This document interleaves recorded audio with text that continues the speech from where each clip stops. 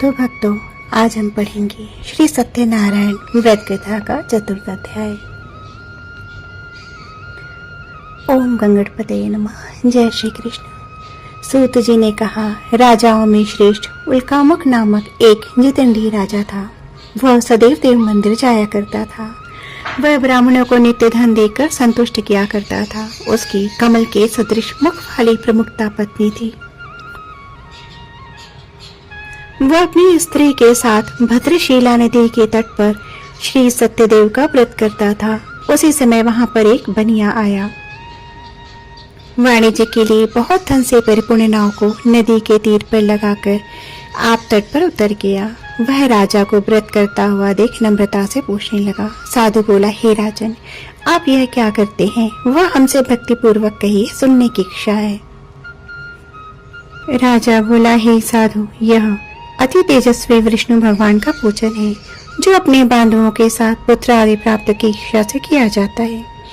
तब बनिया नमस्कार करके बोला, हे राजन, यह व्रत को मुझसे कहिए, यह मैं भी करूंगा, कारण कि मेरे भी संतान नहीं है। इस व्रत से अवश्य होगी।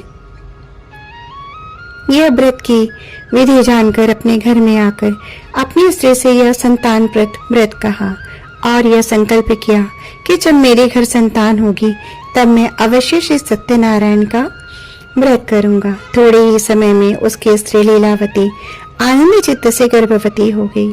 उसने 10वें मास में निर्मल एक कन्या को उत्पन्न किया। जैसे शुक्ल पक्ष में चंद्रमा की ज्योति बढ़ती है, उसी तरह प्रतिदिन कन्या वृद्धि को प्राप्त हुई। अपनी स्त्री के साथ साधु बनिए ने कन्या का जात कर्म कर कलावती नाम रखा। एक दिन लीलावती अपने स्वामी से मधुर वचन बोली कि पहले का संकल्पित व्रत आप क्यों नहीं करते? साधु बोला, हे प्रिय, इसके विवाह के समय में इस व्रत को मैं अवश्य करूंगा। इस प्रकार स्त्री को समझाकर वह बाहर चला गया। इधर कलावती पिता के घर नित्य बढ़ने लगी।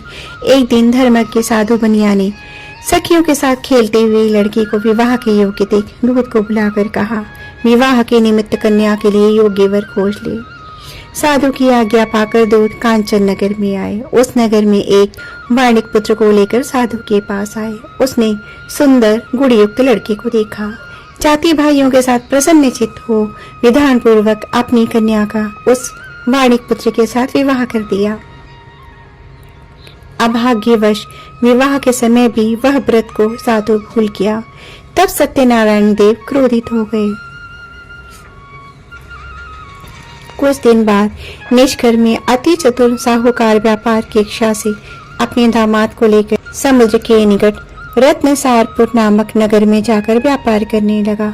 इसी समय सत्यनारायण स्वामी ने साधु को प्रतिज्ञा से भ्रष्ट देखकर उसको शाप दिया कि तेरे ऊपर बड़ा भारी दुख पड़ेगा। उसी दिन चोरों ने राजा के धन को चुराकर अपने पीछे देखते हुए साधु की दिशा को चले।